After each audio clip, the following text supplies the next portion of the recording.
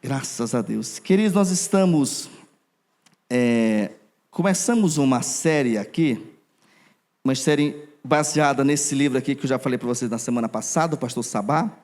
É muito normal para você que já fez faculdade, você vai lembrar disso, que quando a gente faz algumas disciplinas, alguns professores, eles pegam alguns livros, talvez um autor, um livro, fala o seguinte: olha, todo mundo compra esse livro. Aí todo mundo compra, aí lê o livro para aquela disciplina, aí ele vai fazer a prova, vai fazer trabalho em cima daquele livro. Então, é uma estratégia pedagógica muito comum que as faculdades, as escolas utilizam. E nós vamos estar ministrando, começamos domingo passado, e vamos mais talvez alguns domingos, talvez um ou dois domingos para frente, para poder a gente concluir esse livro aqui. São assuntos relevantes, simples, mas sobretudo relevantes para a gente poder, em nome de Jesus, discutir, tá bom? Vamos só lembrar que nós estamos falando aqui sobre alguns erros que um discipulador não pode cometer. Vocês lembram qual foi o primeiro que a gente falou na semana passada? Não, isso aí não. Vamos lá, Felipe, você lembra qual foi o primeiro ponto? Se você tivesse comprado o livro, era só abrir na página agora. Está lá o livro, lá fora. A senhora trouxe seu livro, pastor? Ela comprou o livro. Não ser um bom exemplo de discípulo. A gente falou semana passada que para mim ser um bom discipulador, primeiro eu tenho que ser um bom discípulo, né? A gente falou que, por exemplo, se alguém vai ser um bom marido, dificilmente um bom marido hoje foi um mau filho no passado. Existe uma sequência lógica. Se eu sou um bom marido, se eu lavo louça em casa hoje, eu lavo muito. Andrés, quando faz as unhas, ela faz só assim para mim, ó. Está feito, uma semana não pode lavar louça. Então, se eu lavo em casa hoje, é porque eu lavei quando eu estava debaixo da gestão da minha mãe. Então, a gente tem uma sequência lógica. Para mim ser um bom discipulador, eu preciso aprender a ser exemplo de um bom discípulo. Nós falamos também que o pastor Ebe é um mega exemplo. O pastor Ebe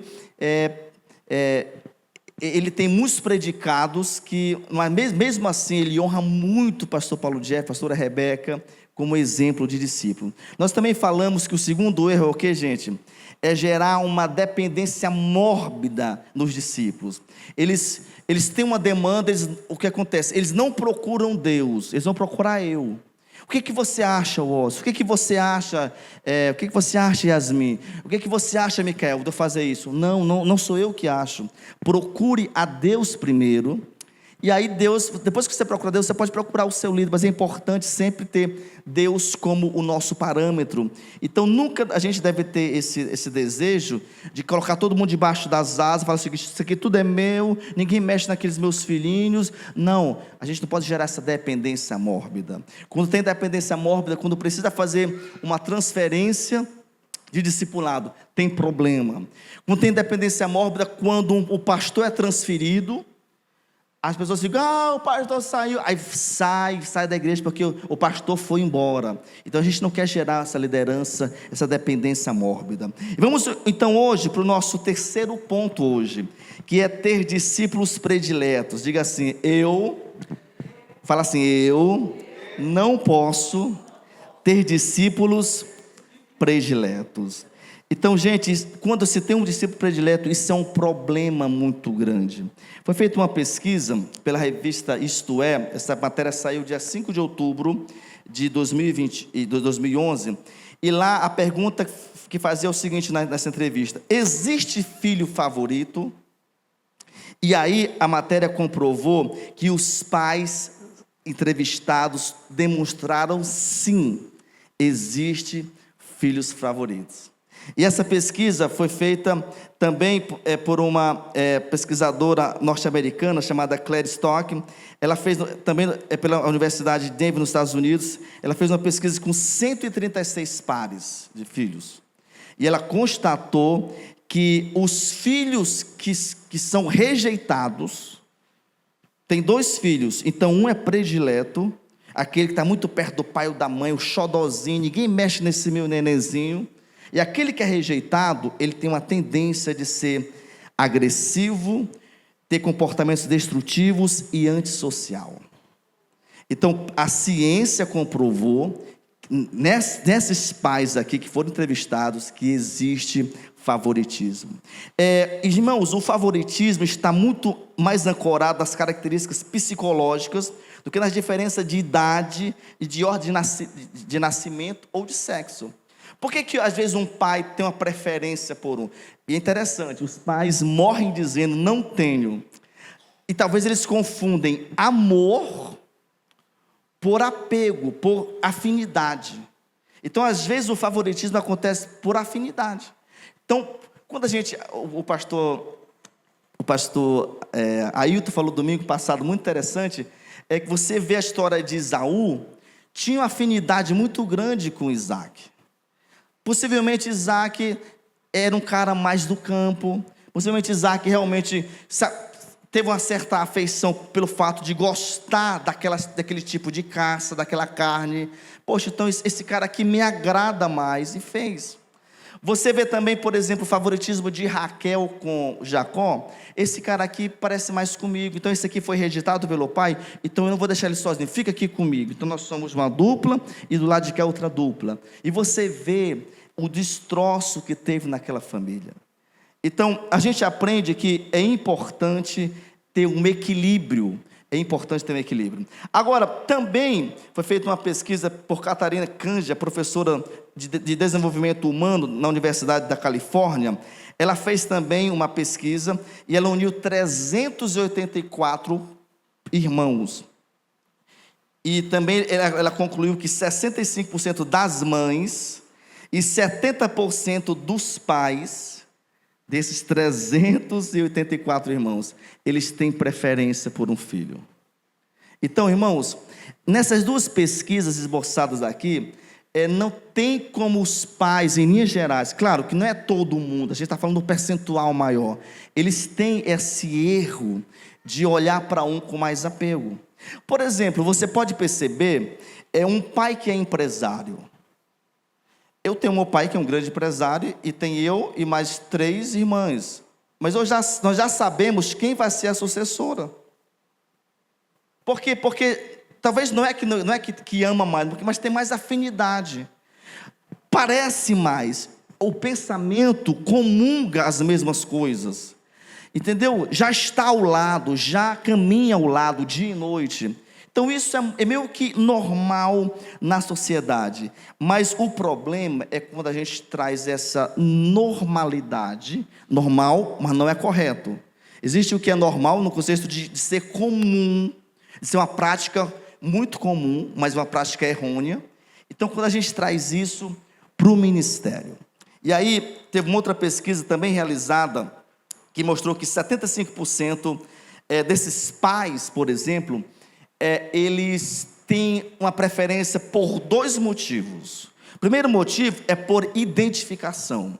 A pesquisa mostrou que o filho ou a filha que é muito semelhante ao pai ou à mãe. Semelhante como? Em gosto, em temperamento, em pensamentos. Então, por exemplo, se o pai gosta de futebol, o pai é aquele bem fanático, e tem 2 filhos, e um gosta de futebol, se aquele pai fala o seguinte, vamos nós 3 para o estádio. Se aquele filho fala, não vou não, e aquele outro for, o pai já vai começar a se apegar, puxa, esse cara aqui comunga o mesmo desejo, a mesma praia, surfa na mesma praia filosófica que eu surfo. Então, às vezes, é por identificação. E a segunda, a pesquisa mostrou, a pesquisa americana, que a segunda é por questões de projeção. O que é isso? O pai porque queria ser médico. Ele não conseguiu. Porque ele não conseguiu passar na federal. Ele não tinha condições de pagar uma faculdade, os pais dele não tinham. Então ele ralou, não conseguiu. Aí ele tem um filho. Tem 3 filhos. E um fala assim, papai, eu vou ser médico. Existe um sonho amortecido, desprezado, rasgado no passado que eu não consegui fazer. Então, como aquele filho se tornou um médico, aquilo que eu queria ser, então aquele filho se torna o meu xodozinho, e agora ele faz parte da minha preferência, ele é meu filho predileto porque ele resgatou aquilo que eu tentei ser e não consegui ser. Quem está me entendendo aqui, gente? Ok? São pesquisas para você entender um pouquinho. Agora, irmãos, quando um líder prefere de forma notória e pública um em detrimento do outro, gera um ambiente de hostilidade dentro da igreja, gera um ambiente de ciúmes e de competição. Para quem já é velho de igreja, a gente pergunta assim: será que dentro de igreja existe ciúmes? Será que existe dentro de igreja, existe competitividade, existe rivalidade? A gente sempre ora que a Paz Church não tenha isso, né? A gente sempre trabalha, quando fala, não é só aqui não, estou falando em nível nacional. Realmente, quando existe, são coisas muito pontuais, mas são tratadas, não é para existir. Mas se a gente sempre favorece um, isso abre margem para que os outros se sintam, por exemplo, menosprezados. Você lembra a história lá do patriarca Jacó? Os 12 filhos e aquele meninozinho chamado, na verdade tinha 11, né? Depois nasceu o 11º, aquele meninozinho chamado José. Aquele se tornou o preferido, aquele se tornou o xodó, aquele se tornou ninguém toca nesse meninozinho, que esse aqui é o meu filho amado. E você sabe a tragédia que teve, né? O rapaz passou aí, ele tinha 17 anos, foi governador com 30, são 13 anos, passou 7 anos de provisão, já 13 mais 7, 20 anos, talvez com 22 anos depois, ele conseguiu ver os olhos do pai de novo. Então, olha só a tragédia, a separação, a ruptura, porque um pai preferiu um em detrimento de outro. Agora, aqui estão algumas evidências que eu quero que vocês pensem comigo.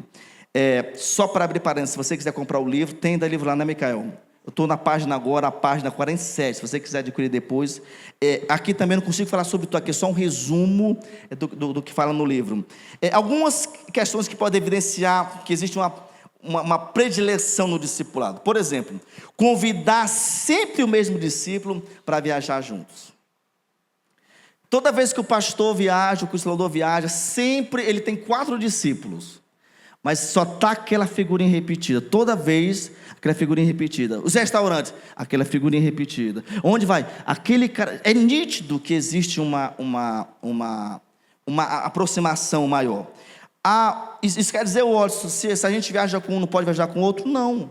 Existem várias variáveis. Existe questão financeira, às vezes o discípulo quer ir para um local que é mais caro, o discipulador não pode ir, ou vice-versa. Então, quando a gente consegue intercalar a questão financeira da amizade, isso é muito bacana, mas se existe uma equidade financeira, e sempre a pessoa só sai com um, é uma demonstração que tem que ser analisado, que talvez exista um problema de predileção. Uma outra ideia que o pastor Sabá esboça aqui, é convidar com mais frequência aquele mesmo discípulo para estar em sua casa almoçando ou tendo tempo de comunhão com ele. Nunca ninguém foi na sua casa, você discipulador. Você nunca fez nenhum café com creme crack e manteiga, mas para os outros, mas para aquele ali você mata uma galinha caipira, você faz o banquete, você bota a mesa posta. Isso é o que? Uma demonstração, talvez, de predileção que tem que ser analisado com muito cuidado. Uma outra ideia aqui, olha, no culto, por exemplo, sempre as selfies são feitas só com o discípulo. Sempre, aquele, vem cá, Reginaldo, faz hoje. Dia 4, Reginaldo e Yasmin. Dia 4, do outro domingo, Reginaldo e Yasmin. Quer dizer, sempre eu posto no Instagram da igreja, nos meus stories, e marco eles. Quer dizer, isso tem que ser, a gente tem que ter cuidado, porque a gente às vezes não faz isso com maldade, mas isso pode ser um termômetro de predileção que tem que ser analisado com muito carinho. Outra ideia que ele fala aqui também na página 46, é a gente dar mais oportunidade para aquele mesmo discípulo do que para outro. Aqui eu quero dar um parêntese. As oportunidades em algumas áreas do ministério tem a ver também com capacitação para aquela tarefa. Então, por exemplo, a Paz Church, de nível nacional, ela levantou 10 ênfases que a igreja, a gente valoriza. Nós trabalhamos com 10 parâmetros. O primeiro que ela entende para ser uma igreja bem-sucedida é uma boa exposição da palavra. Então, por exemplo, qual é a responsabilidade minha? Eu tenho alguns discípulos aqui. Nesse caso específico de altar, é oportunizar quem tem condições de falar, quem tem condições de ser claro, quem tem condições de me representar de uma maneira correta, e a igreja. Então eu não posso pegar um discípulo que eu comecei a explicar há pouco tempo, você vai pregar domingo dia 4 lá na igreja. O cara vai subir, a igreja entende como parâmetro uma pregação, né, narrativa ou temática, expositiva, adequada. Então a gente tem que, a gente vai oportunizando de acordo com a capacidade. Watson, como é que isso acontece no Life? Por exemplo, a gente sabe que facilitar o estudo, no meu entendimento, é um dos apogeus das atribuições do Life. Ou seja, uma das coisas mais nobres, mais importantes. Então você nunca lida, você nunca pega alguém que nunca fez nada e diz assim para ele: ministro, facilite o estudo da semana que vem. Não, você vai fazendo o quê? Você vai conhecendo a pessoa, se ela tem profundidade bíblica, se ela dominou aquele assunto, se ela tem uma certa facilidade para um oratório. Você mapeia isso e você vai aos poucos, você vai começando, pede para ela ministrar oferta, pede para ela orar pelo lanche. Você vai aos poucos percebendo, poxa, tá legal, então confia a ela o facilitar o estudo. Ou então você fala, na semana que vem eu quero que você lidere o Life. Então aquela pessoa que vai organizar, porque cada um vai fazer, e você, ou seja, você oportuniza de acordo com o que, gente? Com a capacidade. Tá, então cuidado. Eu tenho que dar oportunidade para todo mundo? Dê. Por exemplo, no louvor, a gente vai oportunizando pessoas que têm gabarito, que tem o quê? Que tem facilidade para. No Kids, não podemos. Watson, eu sou pedagogo, mas eu não tenho condições talvez de ir para o Kids. Eu não tenho, talvez, habilidade para isso. Talvez a paciência é uma delas. Mas assim, então, eu não posso ir para o Kids, talvez, porque eu não tenho a gabarito. Então, a gente vai atuando cada um de acordo com a sua capacidade. Amém ou não, gente? Tudo bem? Ele fala aqui também que a gente tem que analisar, por exemplo, sempre um sujeito elogia um e nunca elogia os outros. Já viu o pai? O pai falou o seguinte: esse menino é forte, essa garota vai ser uma médica, essa menina aqui vai ser minha sucessora. Esses elogios exacerbados, talvez Jacó fez isso com José, isso gerou problemas. Não é que a gente não tem que elogiar, vamos elogiar, mas tem que ser muito equilibrado esse elogio aí, para que não seja somente e não gerar um problema. Quem está comigo, diga amém, Jesus. E aqui, a própria revista Isto É, naquela pesquisa lá de 5 de outubro de 2001, ela falou o seguinte, que para resolver talvez esses problemas, evitar traumas entre as famílias, os pais tinham que fazer 5 coisas.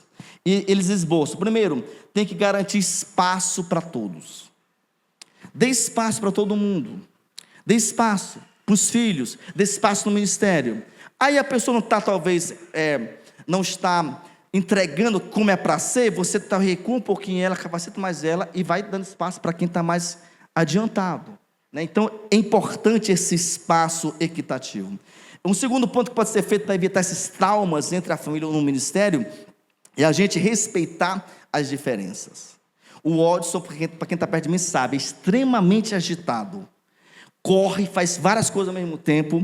Lá em casa, quando a Andresa cozinha, ela liga um fogo e fica olhando assim para o fogo, ó. E olha, eu ligo 4 e fico olhando, tá pronto, e aumento, joga água, rápido eu faço, né? Então, mas eu tenho que respeitar a diferença dela.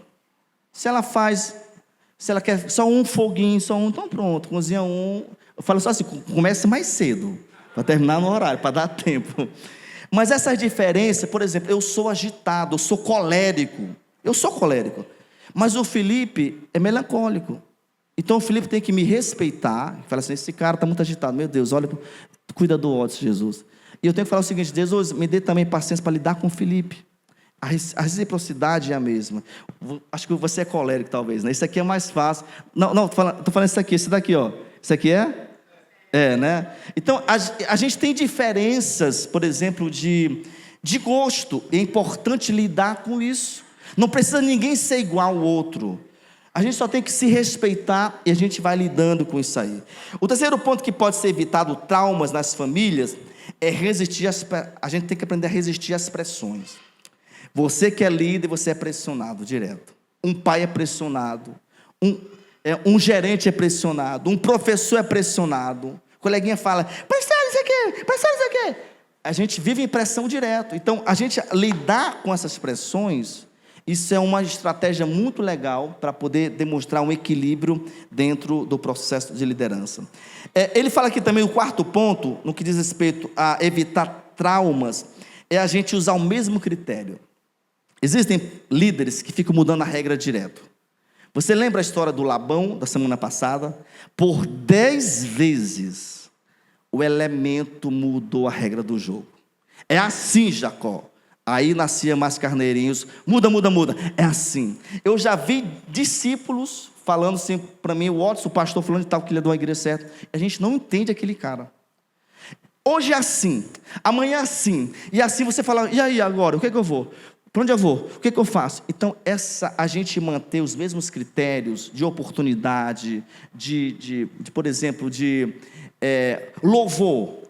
O mesmo critério, aqui para cantar tem que fazer, por exemplo, a gente vai fazer a partir de agora com muita seriedade, tem que fazer a audição. O que é que não manter o critério? É alguém que chegou, a gente fala o seguinte, não faça audição, não suba direto. A partir de agora a gente vai fazer isso com clareza. Então o mesmo critério, a regra é para todos e a gente vai fazer da mesma forma. O mesmo critério, existe para ser discipulador 9 passos. Está seguindo os 9? O mesmo critério. Existem 9 passos para ser líder de life. Fez os 9 passos, ou seja, a gente já tem uma regra uníssona para que possa ser feito de uma maneira legal. E ele fala também que o quinto ponto para evitar esses traumas é a gente recompensar. Ou seja, todos lutam juntos e precisam realmente celebrar juntos. A recompensa quando, por exemplo, a Argentina ganhou agora, domingo retrasado, há 2 domingos atrás, ganhou a Copa América. Não foi o Messi que ganhou a Copa América. Não foi o Di Maria que jogou a última partida para a Argentina. Não, foi o time que ganhou. Então, quando recebe a medalha, cada um recebe o quê? A sua. Então, esse espírito de time é importante dentro de uma igreja. O louvor é um time, a atmosfera é um time, eventos é um time, o Kids é um time, intercessão é um time. Nós somos um time que quando a gente ganha, todo mundo ganha, e quando a gente erra, todo mundo tem que rever os seus valores. Então, gente, esse foi o terceiro ponto, é a gente ter cuidado para não ter o quê? Filhos prediletos. Tudo bem? Vamos para o quarto ponto agora?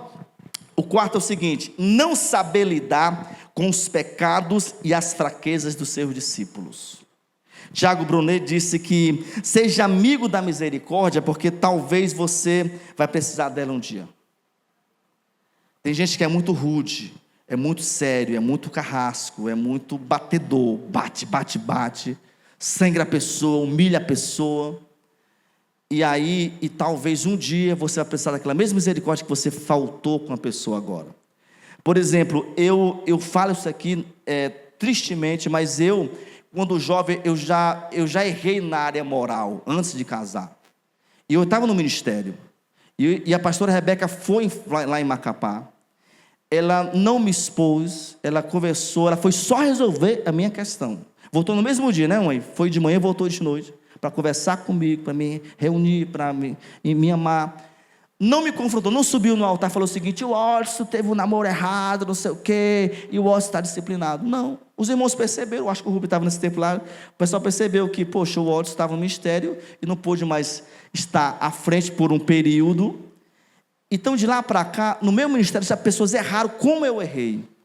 E eu também nunca humilhei, nunca subi no altar, nunca disse para a equipe, olha, fulano de tal fez isso. Não, a gente fala, olha, a pessoa está agora num período de restauração, estamos muito próximos agora para a gente poder estar mais junto, orando. A gente usa eufemismo, não é cobrindo, está sendo tratado, confrontado em amor, mas no privado, não jogando as claras para humilhar a pessoa. Então, a gente tem que ter cuidado com essa questão aí. Agora, isso aqui é muito forte porque teve o pastor Sabá conta aqui na página 54, que eles foram fazer um tipo de imersão nos Estados Unidos. Foram na Gateway, que é uma das maiores igrejas norte-americanas.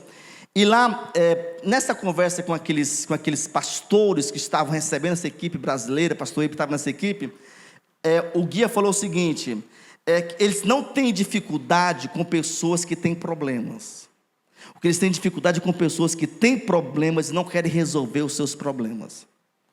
O sujeito, que é que nem eu, é temperamental, é espoletado, como diz o cearense, é arrojado, às vezes rápido. Não é um problema ser assim. O problema é quando esse sujeito é assim e fala o seguinte: eu não quero mudar, eu não estou errado. Se for assim, tem que ser assim mesmo, tem que me engolir mesmo. Então, esse tipo de conduta é que é um problema sério para alguém ser transformado. Então, o quarto ponto é a gente tem que ter cuidado com essa, para a gente poder lidar de uma maneira correta com as falhas dos discípulos. Isso aqui é muito legal porque Epiteto, que foi um grande filósofo, ele disse que a gente tem que... ele falou que nós temos 2 orelhas e uma boca. Segundo Epiteto, o grande filósofo, nós temos que ouvir mais do que nós falamos. No discipulado isso é algo muito, muito e muito importante. Ralph Naus, ele disse que, ele afirmou que a necessidade humana é ser entendido e ser compreendido. Para ele, por exemplo, a melhor forma de entender uma pessoa é ouvi-la. Então, no discipulado, nós temos que abrir espaço para que as pessoas possam falar, possam se abrir. Isso é algo muito importante. E nesse processo de você dar espaço, elas vão abrir pecados da vida dela, que a gente tem que aprender a lidar com isso. Por exemplo, você que tem filhos já adolescentes, é importante você conscientizar seu filho que ele pode falar as coisas erradas que ele faz para você. Tem filho que não fala, você sabe disso, você já foi criança. Porque se você falar, o seu pai lhe matava, lhe dava uma pisa que você faltava morrer. Porque não existe uma confiabilidade. Então, às vezes, eu já vi história de psicólogos, ensinando psicólogos, quando o filho faz uma coisa errada, você tem que estar na boa. Ele fez uma barbárie. Você fala, você não tem que dizer, ai meu Deus, e agora? Não, você fala, bebe água e, você pode falar, filho, tá legal. Você pode abrir o coração, pode falar, filho. Quer dizer, o filho pode abrir para o pai e para a mãe. A mesma forma, o discipulador tem que estar preparado para poder ouvir os podres do discípulo. E não cair para trás, não desmaiar, não botar a mão na cabeça, ai meu Deus do céu, e agora? Como que resolve isso? Meu misericórdia, Jesus. Calma, ouça a pessoa, tem que ter gestão para lidar com o problema da pessoa. Isso aqui é algo muito, muito importante. Agora, irmãos, nós temos uma tendência de ser muito duro com os outros e muito misericordiosos com nós mesmos. Quer dizer, eu bato no outro, mas quando é comigo, eu quero que a pessoa seja muito calma. Quer dizer, eu quero confessar meus pecados para o meu discipulador, confessa para Jesus, tá? Mas é bíblico confessar para alguém, é tão bíblico que você pode ler depois, Tiago 5,16, fala que confessai os vossos pecados uns aos outros. Confessar, Jesus perdoa, mas a cura está no confessar, Tiago 5,16. Então, posso confessar para o meu discipulador o meu pecado. Então, eu quero contar todos os meus podres e que ele seja uma pessoa bem calma comigo. Não me confronte, mas quando alguém fala, os meus discípulos falam os pecados deles para mim, às vezes eu sou muito duro, eu sou muito carrasco, eu quero expor. Esse equilíbrio é importante a gente ter. Então, um bom discipulador, gente, ele procura curar, restaurar, ajudar os seus discípulos que estão lutando contra o pecado, e não condenar a pessoa, e não tirar as esperanças da pessoa. Tem que declarar o quê? Eu declaro que você já venceu. Gerar aquela esperança, aquele ânimo de que a pessoa vai dar a volta por cima. Então, esse confronto, por exemplo, é um confronto. Quando a gente vê 2 Samuel capítulo 12, você vê a história de Davi confrontando Natã. Melhor dizendo, Natã confrontando Davi. Natã era o sacerdote, era o líder eclesial de Davi. Davi era o líder jurídico, líder cívico, político do povo de Israel.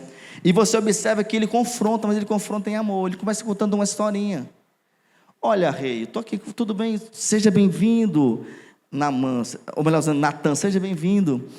E aqui eu devo a honra de você estar aqui comigo nessa tarde, nessa manhã, nessa noite. Ele começa a contar uma história. Olha, existia um homem muito rico. Você vê isso aqui em 2 Samuel capítulo 12. E esse homem tinha muitas ovelhas. E aí ele recebe um convidado de fora, um amigo. E sabe o que ele faz, rei? Ele pega a única ovelhinha do seu servo. Ele tem no curral, no redil das ovelhas, ele tem centenas. Ele pega a única, ele mata e serve aquela ovelhinha. Aí o rei, muito enfurecido, justiceiro, Davi, talvez colérico, sanguinário, esse cara merece morrer, esse cara é um desonesto, esse crápula, não sei o quê. Aí depois que ele joga para fora toda aquela revolta, aquela justiça, aquela moralidade exacerbada, aí o profeta toca no ponto. Pois é, esse cara é você. Você pegou a mulher de Urias e começa, e aquele confronto gera nele o quê? Arrependimento. Você pode ver o arrependimento no capítulo 51 do Salmo, versículo 10, cria em mim, ó Deus, um coração puro. Ele bate no peito e fala, e renova dentro de mim um espírito inabalável. Ele é confrontado em amor. Então isso aqui é algo muito, muito, muito forte. Então, ao lidar com o pecado de Davi, meus irmãos, esse profeta, esse discipulador, ele foi didático. Ele criou toda uma história, uma ilustração, para poder trazer um ensinamento muito profundo. Então, olha só, nós temos que ter cuidado, por exemplo, no que diz respeito a esse ponto, a gente tem que ter cuidado porque parabenizar pela transparência da decisão e de abrir o coração. Quando alguém confessa o pecado, a gente tem que parabenizar, porque a pessoa foi corajosa. Nós temos que, quando alguém abre o coração, nós temos que agradecer aquela pessoa pela confiança que ela demonstrou no discipulado. Nós temos que também, por exemplo, dar mais chances. Às vezes a gente é muito duro. Claro, existem momentos que as chances, elas se acabam. Então a gente vai dando chance, vamos parar aqui, porque senão as coisas vão ficar muito feias. A gente já perdeu o controle. Mas dá chance, não é porque talvez qualquer problema que a gente vai tirar um líder de life. Não é por qualquer coisa que a gente vai ter que transferir um discipulado de alguém. Não, a gente vai conversando, entendendo, dando chance para a pessoa. Por exemplo, é importante a gente, quando alguém é transparente, a gente inspirar fé na vitória que aquela pessoa vai ter. Nós temos que olhar nos olhos daquele discípulo e decretar restauração. Não se assustar. Ai, meu Deus do céu, e agora? Né? Por exemplo, eu acompanhava um rapaz lá em Fortaleza, que existem coisas que são abertas e que, quando é um cônjuge, que não pode ficar escondido. Então o discipulado, ele tem, eu já vou finalizar com isso aqui, eu acho que o tempo, deixa eu ver se eu consigo terminar, vou ver se eu termino. Ele tem o que a gente chama da privacidade. Mas quando é um casamento, Deus defenda, por exemplo, eu traio a Andresa. Então eu chego para o meu discipulador e falo o seguinte, pastor, é o seguinte, olha, eu errei, eu titubeei, eu traí minha esposa. Então, nesse caso, a transparência, ela tem que ser tão forte que o meu discipulador tem que me levar até a Andresa. Vamos preparar a Andresa, vamos reunir, nós temos que falar sobre isso no casamento. Então observe, quando é caso, algumas coisas tem que ser, a pessoa fala o seguinte, não, mas eu não quero falar porque vai acabar o casamento. Já está acabado, tem que ser reconstruído, já foi acabado. Então, só para você entender, é importante a gente, mas mesmo assim é importante gerar na pessoa aquela esperança de dar a volta por cima. A gente tem que encorajar, tem que gerar esperança, que é muito, muito forte. Isso aqui foi tão forte na vida de Jesus que Pedro negou Jesus. Você conhece a história? Pedro era o cara mais próximo, era aquele cara que Jesus confiou muita coisa a ele. Estava claro que ele ia ser possivelmente o sucessor de Jesus, mas Pedro traiu. Mas Jesus foi o quê? Um restaurador. Jesus foi um amigo, um parceiro. Ele estendeu a mão para Pedro. Ele ajudou aquele frágil discípulo na posição de um transformador, de um restaurador. Irmãos, isso aqui é muito forte, porque nós temos que ter cuidado, que é algo importante que a gente tem que analisar como um princípio de restauração muito, muito, muito forte. Então, para a gente poder finalizar, nós temos que ter cuidado para a gente nunca misturar a falha da pessoa com a identidade dela. Então, cuidado com palavras sempre, nunca. Por exemplo, a pessoa errou uma vez, a pessoa mentiu uma vez. A gente fala o seguinte: você sempre mente. Não é sempre, foi algo pontual. A pessoa talvez foi impaciente uma vez. Você sempre é impaciente. Ou então a esposa fala para o marido: você nunca me dá atenção. Essas palavras são muito radicais. Então a gente tem que ter cuidado para, quando o discípulo falhar, a gente saber separar a fralda suja do bebê. Não joga o bebê com a fralda suja, só joga a fralda. Aí depois você limpa o bebê. Para quem é papai e mamãe, sabe que essa é uma fase muito desafiadora. Vamos lá. Então é nosso dever tratar as pessoas como Deus as trata, meus irmãos. Deus odeia o pecado, mas Deus ama o pecador. Então a gente tem que ter esse cuidado para poder amar. Quando for alguém falar um pecado muito grande, a gente poder lidar com isso de uma maneira muito, muito legal. Olha só, nunca reaja, por exemplo, só para ficar muito claro: meu Deus, eu não acredito que você fez isso. Meu Deus, você está muito errado. Meu Deus, que coisa. E agora? Não tem solução. Esse tipo de expressão, esse tipo de fala, não restaura a pessoa. Não oportuniza da pessoa uma esperança. Não gera fé, gera mais desespero. A pessoa fala: poxa, na próxima vez que eu pecar, não posso falar para o meu discipulador, porque ele não tem estrutura emocional para poder lidar com as demandas existenciais que eu tenho no dia a dia. Quem está me entendendo aqui, gente? Para a gente finalizar, como discipuladores, é nosso dever, diga assim, inspirar nossos discípulos. Nós temos que inspirá-los, apesar das nossas falhas, apesar das nossas mancadas, apesar da gente não ser perfeito. É preciso lembrar que é nesses momentos de queda que o diabo vai falar para todos nós: não tem mais jeito. Você, que nem diz alguns por aí, você é carta fora do baralho. Já era, perdeu, tchau. Então o diabo tem essa proposta de muitas vezes nos derrubar e depois rir da nossa cara. Então o discipulado tem que ter essa proposta da gente poder, por exemplo, olhar para as pessoas com esperança. Então nós não podemos cometer nenhum dos dois erros, para a gente finalizar aqui agora. Quais são os dois erros? O primeiro desses erros: a gente não pode ser covarde e medroso. Primeiro erro: você está vendo seu discípulo errando. Você fala assim: não vou falar com ele. Não vou, eu tenho medo da reação dele. Eu tenho medo. Não fala com ele, não falo. Ai, se eu falar, ele vai ser... O que ele vai achar? Isso é um tipo de covardia. Quem está comigo sabe. O primeiro discipulado que eu tenho com qualquer pessoa, eu falo o seguinte: olha, comigo é assim. Se eu ver, eu falo. Se eu não puder falar, eu não posso discipular. Quem está aqui comigo sabe. Combinar, está tudo certo, vamos para frente assim? Pronto. Porque é assim que eu faço com os meus discipuladores. Eu abro para eles poderem me confrontar. Com quem está comigo também tem que ser desse mesmo jeito. Mas um segundo erro é o seguinte: a pessoa não pode também ser desumana. Não pode faltar com compaixão. Não pode ser ríspido. Não pode ser condenativo. A pessoa errou: você é um condenado, você não tem jeito, você é um sem vergonha, você não sei o quê, que mau caráter. Quer dizer, essas palavras não edificam, não geram esperança, não transforma, não abençoa e não restaura. Então, o medo de confrontar é um erro, e o exagero no confronto também é um erro que a gente tem que ter cuidado, em nome de Jesus. Vamos lembrar os 2 pontos de hoje? Qual é o terceiro ponto?